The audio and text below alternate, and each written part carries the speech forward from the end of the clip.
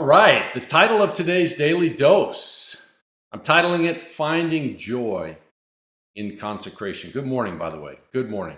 Good to see you this morning. I know we can't see each other like for real, but it's just good to know that we're connecting this morning in this way. Hey, let me tell you a little secret. Let me tell you a little secret. Come a little closer here. Here's my secret. Are you ready? True joy is found in holiness. True joy is found in holiness. Come on now, true joy is being set apart for the things of the Lord. It's when we separate ourselves from the things of this world and we consecrate ourselves unto the Lord that we discover what it really means to be full of joy. Now, I'm reminded this truth when I read in the book of Ezra, chapter 6. Basically, here's what's going on. I'm just going to talk us through it. After rebuilding the temple, those who had separated themselves, those who had consecrated themselves, who had separated themselves from the unclean practices of the world in order to seek the Lord, the God of Israel, of course, they found so much joy that they celebrated and they feasted for 7 days. Now, that's some joy. I don't know the last time you had a 7-day party in celebration for the Lord. I mean, I think we need to plan one of those pretty soon. Anyway, look closely. It was those who had pursued holiness that were the participants in this great celebration. It was the consecrated ones who found joy in celebration.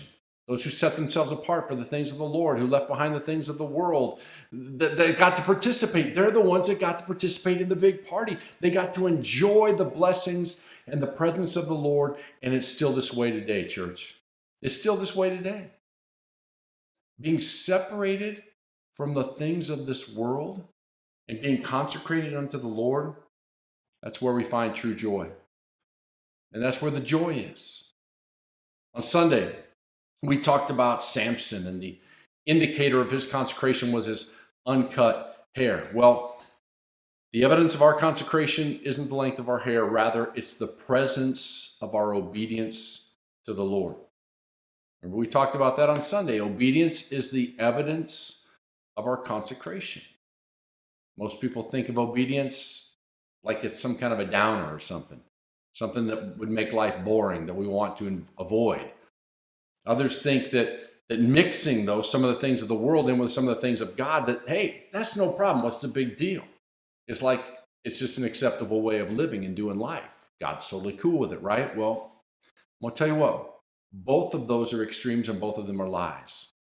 And believing these lies is keeping a lot of people from experiencing true joy, true peace, and a satisfied life. We have to remember that the Lord doesn't get cozy with worldliness. He just doesn't. They don't mix. They don't go together. It doesn't work that way. All right, I want to cut to the chase here. There is no real joy apart from the Lord. None. Nada.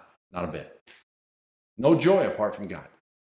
There might be temporary experiences of like happiness. You might feel thrilled or something like that, but there's no true lasting joy that like penetrates the soul, gives life to the spirit.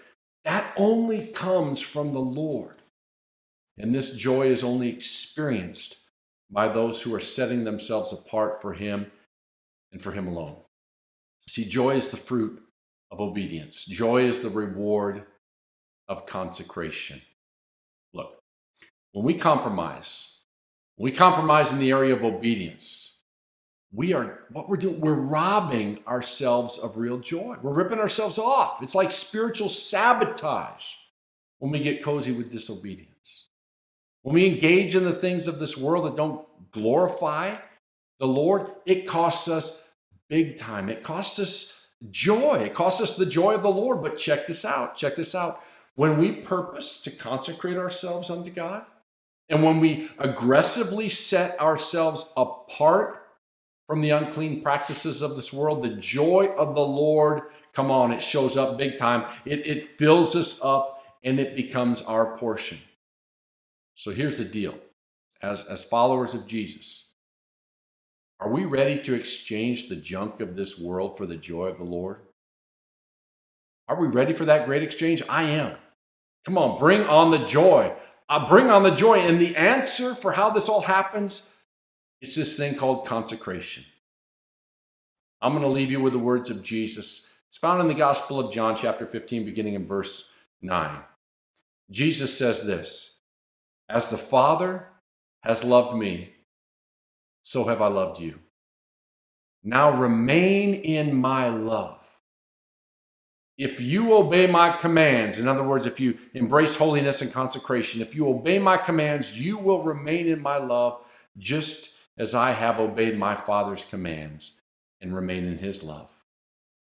I have told you this so that my joy may be in you and that your joy may be complete. Come on now, that's what I want. It's what I want personally, that's what I want for all of you. So hey, on this day, be blessed. Keep your eyes on the prize. Stay consecrated, my friends. Stay consecrated and be filled with the joy of the Lord.